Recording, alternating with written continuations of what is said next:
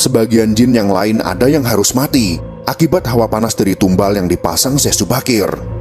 Oleh karena itulah, Gunung Tidar dipercayai sebagai pakunya tanah Jawa.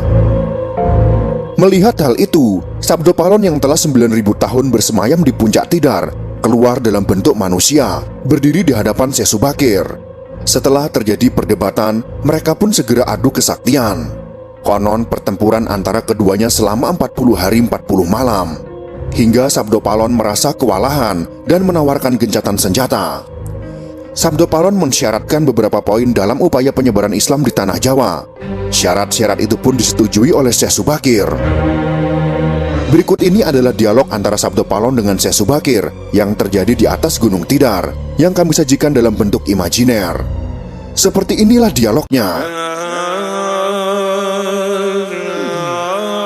Syekh Subakir bertanya, "Kisana, siapakah Kisana ini? Tolong jelaskan." Sabdo Palon menjawab, "Aku ini Sabdo Palon, pamomong tanah Jawa sejak zaman dahulu kala. Bahkan sejak zaman kedewataan, akulah pamomong para kesatria leluhur. Dulu aku dikenal sebagai Sang Hyang Ismoyo Jati, lalu dikenal sebagai Ki Lurah Semar Bodronoyo. Dan sekarang zaman Majapahit ini, namaku dikenal sebagai Sabdo Palon." Syekh Subakir berkata, "Berarti Kisana ini adalah danyang tanah Jawa ini. Perkenalkan Kisana, namaku adalah Syekh Subakir yang berasal dari tanah Syam Persia." Sabdo Palon kemudian bertanya, "Ada hajat apa gerangan Jengandiko rawuh di tanah Jawa ini?" Syekh Subakir menjawab, "Saya diutus oleh Sultan Muhammad yang bertahta di negeri Istanbul untuk datang ke tanah Jawa ini. Saya tiadalah datang sendiri. Kami datang dengan beberapa kawan yang sama-sama diutus oleh Baginda Sultan." Sabdo Palon berkata, "Ceritakanlah selengkapnya Kisana, supaya aku tahu duduk permasalahannya."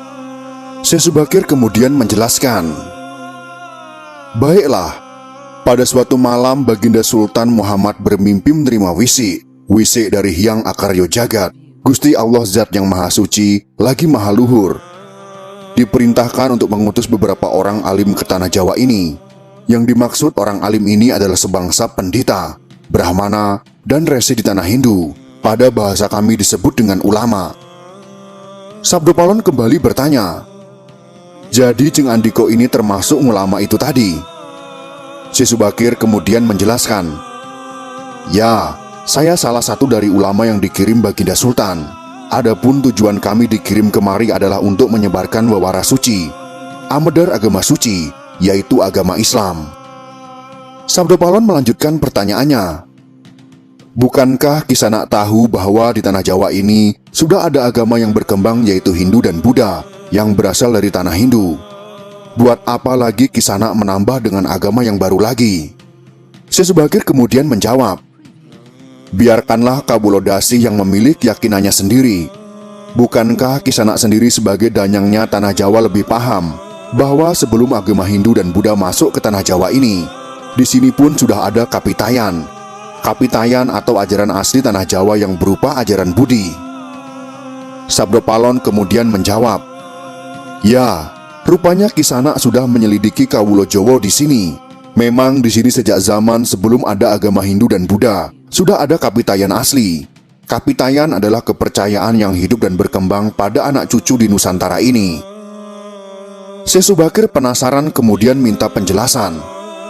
"Jika berkenan, tolong ceritakan bagaimana Kapitayan yang ada di tanah Jawa ini." Sabdo Palon pun menjawab, "Secara ringkas kepercayaan Jawa begini. Manusia Jawa sejak dari zaman para leluhur dahulu kala meyakini ada Sang Maha Kuasa yang bersifat tan keno kinoyo ngopo, tidak bisa digambarkan bagaimana keadaannya. Dialah pencipta segala-galanya, Bawono Agung dan Bawono Alit, jagat besar dan jagat kecil, alam semesta dan alam manusia. Wong Jawa meyakini bahwa Dia yang Maha Kuasa ini dekat, juga dekat dengan manusia. Dia juga diyakini berperilaku sangat welas asih. Dia juga meyakini meliputi segala sesuatu yang ada. Karena itu masyarakat Jawa sangat menghormati alam sekelilingnya. Karena bagi mereka, semuanya mempunyai sukma. Sukma ini adalah sebagai wakil dari Dia yang Maha Kuasa itu. Jika masyarakat Jawa melakukan pemujaan kepada Sang Pencipta, mereka lambangkan dengan tempat yang suwung. Suwung itu kosong, namun sejatinya